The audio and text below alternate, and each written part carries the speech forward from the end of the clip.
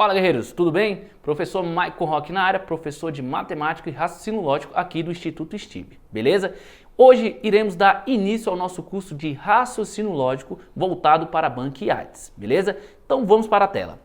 Na tela aí temos o edital padrão, ou seja, o edital que em todos os concursos que é da Banca IADES é o edital padrão da Banca IADES, beleza? Então você pode observar que a parte onde está de vermelho é a parte de raciocínio lógico, ou seja, RLM. Na parte onde está de preto é a parte matemática.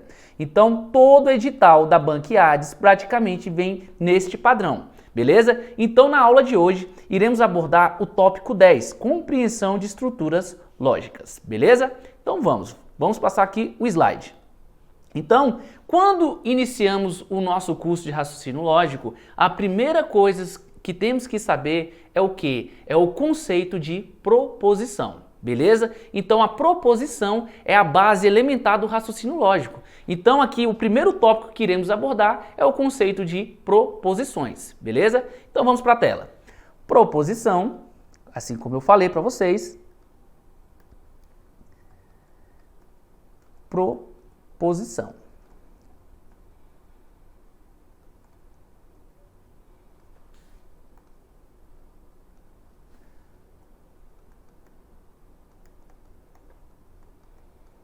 Pessoal, qual é o conceito de proposição? O conceito de proposição é o seguinte, é toda oração declarativa a qual podemos valorar em verdadeiro ou falso, mas não em ambos. Como assim? Eu sei que no primeiro momento você vai achar uma coisa um pouco abstrato, mas você irá observar que nos conceitos aqui e nos exemplos você vai realmente entender. Então vamos anotar aqui o conceito de proposição. Conceito de proposição, toda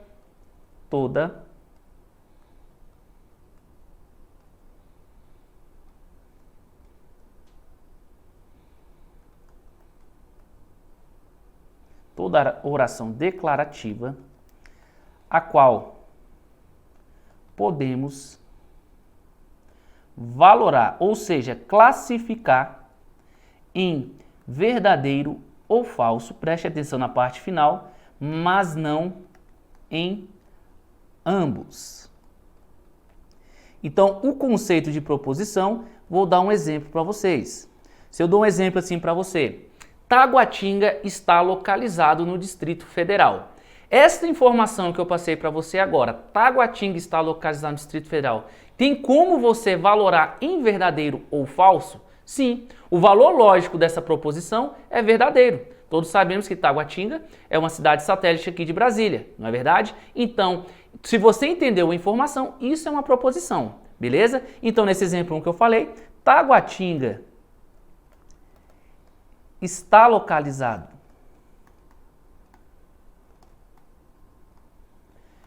no DF.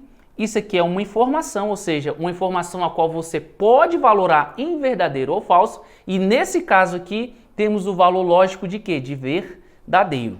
Se eu consigo classificar qualquer coisa em verdadeiro ou falso, isso é sim uma proposição. Então esse aqui é um exemplo de proposição, beleza?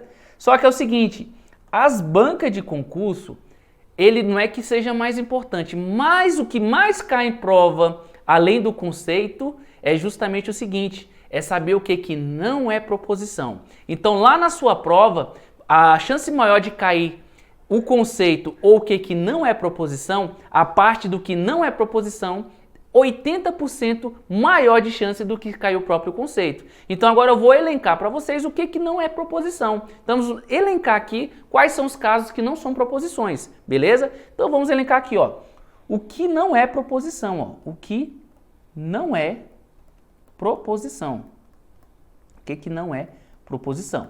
Vamos observar o que não vem a ser proposição. O primeiro caso que não é proposição são frases o quê? Interrogativas. Frases interrogativas. O que são frases interrogativas? Aquilo que faz pergunta. E de certa forma, frases interrogativas é muito fácil. Preste atenção se eu chego em você e pergunto assim, quantas horas são? Como é que eu vou classificar essa pergunta? Não tem como eu classificar uma pergunta. Se eu chego para você e falo assim, quantas horas são? Você fala verdadeiro, falso. Não tem lógica, beleza? Então, frases interrogativas, ou seja, quando você vir aqui o sinal de interrogação, que vai acontecer? Isso não é uma proposição. Então, de certa forma, esse aqui é o mais fácil. Você viu o sinal gráfico de interrogação, isso não é uma proposição. O segundo caso também é exclamativas, assim como o primeiro, frases exclamativas, ou seja, quando temos o sinal de exclamação, isso também não é uma proposição. De certa forma, esse aqui também é muito fácil, que é só você observar o quê? O sinal gráfico. Se eu tenho um sinal gráfico aqui de exclamação, pode falar o que quiser, que isso não é uma proposição. O terceiro caso, o nosso terceiro caso aqui, é justamente o seguinte, é frases imperativas, frases imperativas. Aí você chega agora e observa o seguinte, isso é aula de português ou de raciocínio lógico? Você falou de frases interrogativas, exclamativas, imperativas, beleza? Não, você não está no curso errado, você está no curso certo, é aula de raciocínio lógico, só que essa é uma parte, uma lógica aristotélica, é uma lógica lá de Aristóteles, naquela época quando o pessoal tinha muito tempo para pensar, né? Que hoje em dia a gente quase não tem muito tempo para pensar. Então o que acontece? Frases imperativas é o lado do português mesmo, ou seja, aquilo que denota a ordem, isso também não é uma proposição. Então, se eu fosse colocar aqui um mnemônico para você lembrar disso, eu ia botar aqui como se fosse um dedinho de ordem. Bem que ficou um dedão de ordem aqui, né? O dedinho de ordem é o seguinte, tudo que denota ordem, isso não é uma proposição.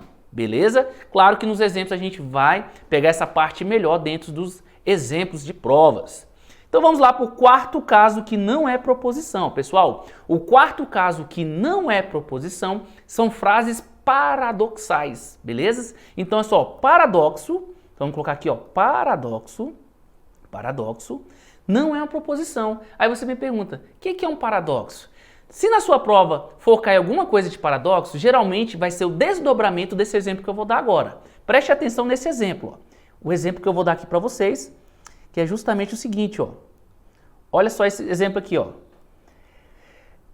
A frase dentro destas aspas é falsa. Preste atenção. Tenta classificar para mim isso agora que eu acabei de colocar, ou seja, essa sentença aí. O que é uma proposição? É aquilo que eu posso classificar em verdadeiro ou posso classificar em falso. Tenta classificar para mim isso em verdadeiro. Chega aqui no final e põe assim, ó. Vou classificar isso como verdadeiro. Preste atenção o que vai acontecer. Se eu classificar isso como verdadeiro, dentro da própria frase, ele está falando que é o quê? Falso. Então, olha só, a frase dentro dessas aspas é falsa. Se eu falar que isso é verdadeiro, o conteúdo, a informação que ele está me falando, se eu considerar que isso é verdadeiro, ele vai estar falando que é o quê? Falso. Aí você fala o seguinte, tá bom, então classifica para mim isso como falso. Então vamos aqui classificar isso aqui como falso. Eu vou tirar o verdadeiro e vou classificar como falso. Se eu classificar isso aqui como falso, o que vai acontecer? Uma coisa falsa com outra coisa falsa torna uma coisa o quê? Verdadeira. Então preste atenção que num paradoxo você nunca entra no consenso. Se você classificar como verdadeiro, a informação dentro da frase vai falar que é falso. Se eu classificar como falso, ele vai falar que é verdadeiro. Então, pelo fato de estar indo de encontro, ou seja, de encontro mesmo, de frente ao conceito, preste atenção que o conceito fala assim, ó. Toda oração, o que é uma proposição? Toda oração declarativa, a qual podemos valorar em verdadeiro ou falso, mas não em ambos. Ou seja, você não pode ser verdadeiro e falso ao mesmo tempo. Então, o paradoxo é o seguinte, é como uma coisa que está sendo verdadeira e falsa ao mesmo tempo. Isso não pode. Então, por isso que paradoxo não é uma proposição. Beleza? Vamos aqui para o quinto caso.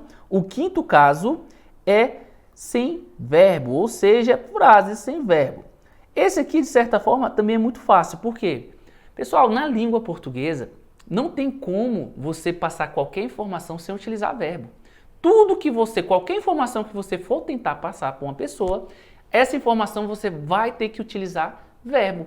Então, se lá na sua prova tiver lá um conjunto de palavras onde não tem um verbo, isso não é proposição, porque sem verbo você não tem como valorar nada, não tem como eu passar uma informação para você. Beleza? Então, esse aqui de certa forma é fácil. Você não identificou o verbo, isso não é uma proposição. Beleza? Vamos aqui para o último caso que cai em provas, que são sentenças abertas. Sentenças abertas. Pessoal, sentenças abertas pode ser classificado de dois modos. Temos as sentenças abertas onde usa incógnitas e temos sentenças abertas onde usa pronomes. Então vamos lá demonstrar como cada uma dessas classifica. Incógnitas, como o próprio nome fala, quando você usa x, usa y, qualquer coisa que você pode substituir. Olha o exemplo na tela. Se eu posto assim para você, ó, x mais y é igual a 10. Se estiver só desse jeito, x mais y é igual a 10, preste atenção que x pode assumir qualquer valor. Y pode assumir qualquer valor. Isso é uma incógnita. O que é uma incógnita? É uma coisa que pode assumir qualquer valor. Então, nesse exemplo aí, como eu não determinei, isso aqui está o quê? Uma sentença aberta, está uma coisa aberta. X e Y pode assumir qualquer valor. Então, nesse caso aqui, isso é uma sentença aberta e sentença aberta eu não posso classificar como proposição. Beleza? Mas preste atenção por quê? Se caso tivesse x mais y igual a 10, e ele colocasse aqui ó, uma continuação e falasse assim, ó, para x igual a qualquer valor, exemplo, 1 e y igual a 5. Pessoal, agora preste atenção. Agora não é qualquer x, não é qualquer y, é para x igual a 1 e y igual a 5. Então agora não é uma coisa aberta, agora ele determinou. Então é o seguinte, ó, x igual a 1 e y igual a 5. Então vamos lá, quanto que é 1 mais 5? Aí você fala, professor, 1 mais 5 é 6 e 6 não é igual a 10. Mas preste atenção que você conseguiu classificar. Isso aqui é uma proposição com valor lógico o quê? Falso. Realmente 6 não é igual a 10. Isso aqui é uma proposição com valor lógico falso. Se eu conseguir classificar, então isso é uma proposição, só que o valor lógico dela é o quê? Falso. Beleza? Então preste muita atenção, sentenças abertas. Vamos agora para o segundo caso, o caso onde ele usa pronomes. Na parte quando ele usa pronomes, geralmente lá no português, geralmente não, no português o pronome faz o quê? Ele substitui o nome, né? Pronome. Então, se eu não determino o nome, exemplo, se eu ponho assim, ó, ele foi um bom governador do DF, exemplo. Se eu ponho assim, ele foi um bom governador do DF. Pessoal, quantos governadores já esteve no DF? Quando eu coloco assim, ele foi um bom governador do DF, ele quem? Isso aqui está aberto, ou seja, você não determinou. Diferente se eu falasse assim, ó, o último governador foi um excelente governo para o DF. Aí você determinou, porque você tem como ver quem é o último, beleza? Então se tiver desse jeito que está aqui, ele foi um bom governador do DF, aqui não tem como você classificar, porque você tem uma sentença aberta, temos vários governadores que já passou aqui no Distrito Federal. Beleza? Então preste atenção que esse ele aqui, como é um pronome, está uma sentença aberta e sentença aberta não tem como você valorar em verdadeiro e falso, por isso que isso aqui é o que? É falso. Beleza? Então vamos agora, dessa parte de proposição, a gente vai fazer agora um alcance mais na parte da teoria, naquela parte de princípios. Isso cai em prova? Dificilmente, mas a gente tem que abordar a parte dos princípios. Beleza? Então vamos aqui. Vamos trabalhar essa parte dos princípios. Então, temos aqui os princípios do raciocínio lógico matemático. Beleza? Então, princípios do raciocínio lógico. Então, vamos ver lá os princípios do raciocínio lógico.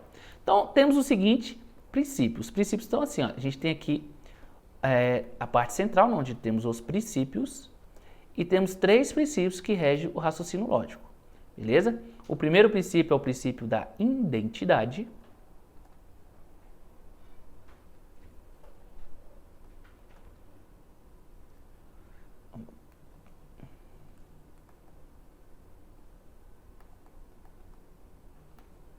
O segundo princípio é o princípio da não contradição. O terceiro princípio é o princípio do terceiro excluído. Beleza? O princípio do terceiro excluído. O que diz o princípio da identidade? Pessoal, o princípio da identidade fala o seguinte: uma coisa que é verdadeira sempre será verdadeira. Uma coisa que é falsa sempre será falso. Beleza? Então, o princípio aí, de certa forma, você pode pegar aí como se fosse no próprio a pessoa, né? Tem aquela pessoa que é verdadeira, ela sempre fala a verdade. Uma pessoa que é falsa, ela sempre fala coisas falsas. Então, o princípio da identidade você tem que levar o seguinte: uma coisa que é verdadeira sempre será verdadeira e uma coisa que é falsa sempre será falso, beleza? Então, se é verdadeiro, é verdadeiro, se é falso, realmente é falso. Já o princípio da não contradição, ele fala o seguinte: o próprio conceito lá de proposição, de certa forma, ele rebate o princípio da não contradição. Que ele fala o seguinte, ó, uma coisa não pode ser verdadeira e falsa ao mesmo tempo. Porque olha só, se uma coisa for verdadeira e falsa ao mesmo tempo, a gente está diante de um paradoxo, beleza? E paradoxo não é proposição. Então não pode ser verdadeira e falsa ao mesmo tempo. Por isso que o nome do princípio é o quê? Não contradição. Ou seja, você não pode entrar em contradição, beleza? Não pode entrar em contradição. Já o princípio do terceiro excluído, o que diz o princípio do terceiro excluído? O próprio nome já fala qual é o objetivo, qual é o conceito do terceiro excluído. O terceiro excluído é o seguinte: numa proposição, ou seja, aqui dentro do raciocínio lógico, ou vai ser verdadeiro ou vai ser falso. Não tem hipótese de ter um terceiro valor, ou seja, é uma exclusão a um eventual terceiro valor. Não existe uma coisa mais ou menos, né? Não existe menos na língua portuguesa, não existe uma coisa mais ou menos verdadeira e não existe uma coisa mais ou menos falsa. Se é verdadeiro, se é falso, é falso. Quem disse isso é o princípio da identidade. Então, o princípio do terceiro excluído, vamos resumir: não há hipótese de um terceiro valor. Uma proposição não pode ter um terceiro valor, beleza? Então, o princípio terceiro excluído. Preste atenção que o nome dos princípios, de certa forma, por si só, ele já te dá o conceito, beleza? O próprio nome já dá a parte do conceito, beleza? Então, vamos adiantando ainda mais aqui dentro do nosso conceito, dentro da nossa parte, a parte teórica, para a gente realmente ir para a parte que nos interessa, que é a parte do exercício, beleza? Então vamos aqui agora falar sobre as classificações de proposições, beleza? Quando a gente fala de proposição, a gente classifica a proposição no seguinte, ó, proposição, uma proposição,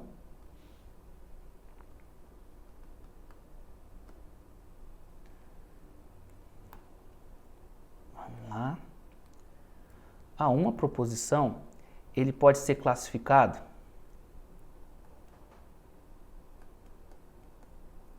uma proposição, ele pode ser classificado em proposição simples ou proposição composta, beleza? Então vamos lá, ó. Como o próprio nome diz, proposição simples é uma coisa simples, beleza? Uma proposição simples é uma proposição onde ele passa uma única informação. Uma única informação.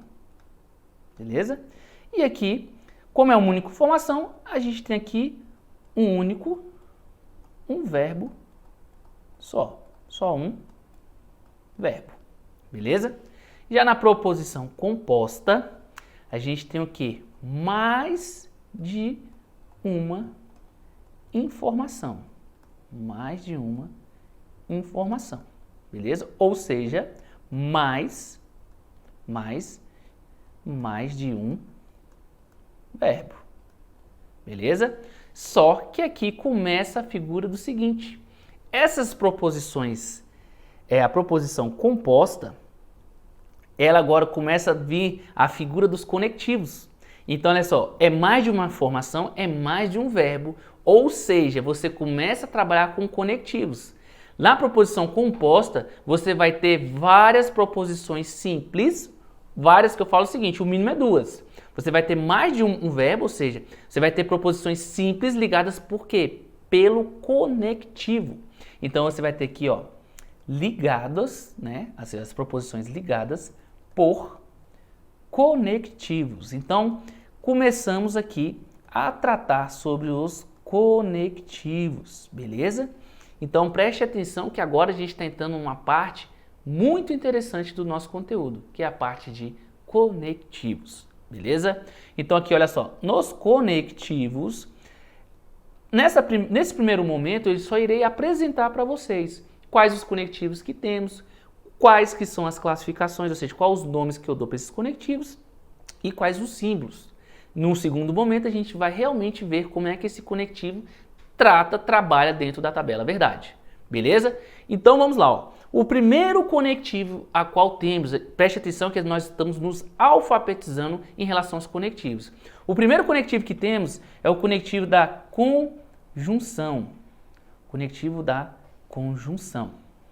O segundo conectivo é o conectivo da disjunção. Disjunção.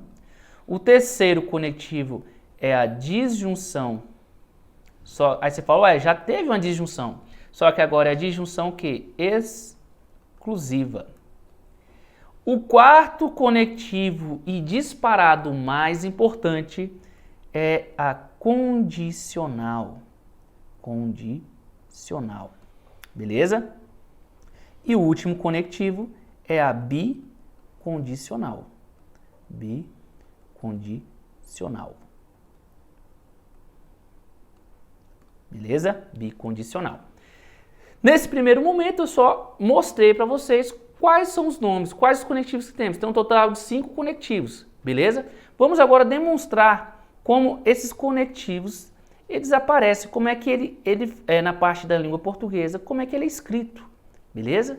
Então, olha só, o conectivo da conjunção, geralmente, ou seja, nas maioria das vezes, ele é representado pelo E, beleza? Mas de antemão eu já te digo o seguinte, o conectivo da conjunção, ele tem uma camuflagem, ele também pode ser representado pelo mas, beleza? Então, preste atenção. Lá você, não necessariamente vai estar lá o conectivo bonitinho lá, o E, beleza? Pode ter o mas. Pode até ser representado por uma vírgula. Claro que isso iremos ver dentro da tabela verdade, como é que realmente cada conectivo vai se portar dentro da tabela verdade, beleza? O conectivo da disjunção, preste atenção, é o seguinte, temos duas disjunções, temos a disjunção e a disjunção exclusiva. Essa disjunção de cima, ela aqui é representada assim, ó, é a inclusiva. Só que geralmente em prova, quando está escrito só disjunção, ele se refere à inclusiva, beleza? A disjunção inclusiva, ele é representado pelo OU. Ele é representado pelo OU. Então vamos colocar aqui o OU. Só o OU mesmo, não tem muito segredo não. O OU é a disjunção inclusiva. Já a disjunção exclusiva, ele é representado pela expressão ou, pontinho, pontinho, ou. Olha só, ou, pontinho, pontinho, ou. Beleza? É o ou. Não entraremos muito em detalhe aqui, a gente só vai aqui só realmente demonstrar quais são os conectivos. E a condicional, pessoal, que eu falei para vocês que é a mais importante, ele é representado pelo se, pontinho, pontinho, então. É o se, então. Beleza? Se, então. Já também, assim como o e, o se, então, ele é o que mais tem camuflagem. Ele pode ser representado pelo pois, ele pode ser representado pelo quando. Como é que eu vou saber isso, pessoal? Você não vai decorar. Você só tem que saber o seguinte, o conectivo da condicional, ele tem que ter o quê? Tem que te dar uma condição que gera um resultado. Então, se você conseguir identificar uma coisa que te dá uma condição e com isso gera um resultado, você está diante de quê? De uma condicional. O próprio nome fala, uma coisa que condiciona, que te dá uma condição que gera um resultado. Beleza? A bicondicional é representado pela expressão se e somente se. Se e somente se. Beleza? Então, preste atenção que eu demonstrei aqui os nomes, mas cada conectivo desse, ele tem um símbolo. Cada conectivo desse tem um símbolo. A conjunção, ele é representado por esse símbolo, que é um chapéuzinho, beleza? Já a disjunção inclusiva é o contrário, é assim, ó, como se fosse um V. A disjunção exclusiva, como ela é uma disjunção, é um V também, só que como ela é exclusiva, tem um traço embaixo. A condicional, preste atenção, é uma coisa que te dá uma condição que gera um resultado, é justamente uma seta, beleza? Então, te dá uma condição que gera um resultado. E já a bicondicional, o que é a bicondicional? É uma condicional hino, olha só, a bicondicional, é uma condicional hino e é uma condicional o quê? voltando. Beleza? Então, a condicional tanto indo como a condicional voltando. Pessoal, preste atenção que nessa parte a gente só apresentou para vocês quais os conectivos que temos. A gente não entrou dentro da tabela verdade. A gente não entrou nas nuances de cada uma para ver como é que a conjunção vai tratar, a disjunção, a condicional e a bicondicional.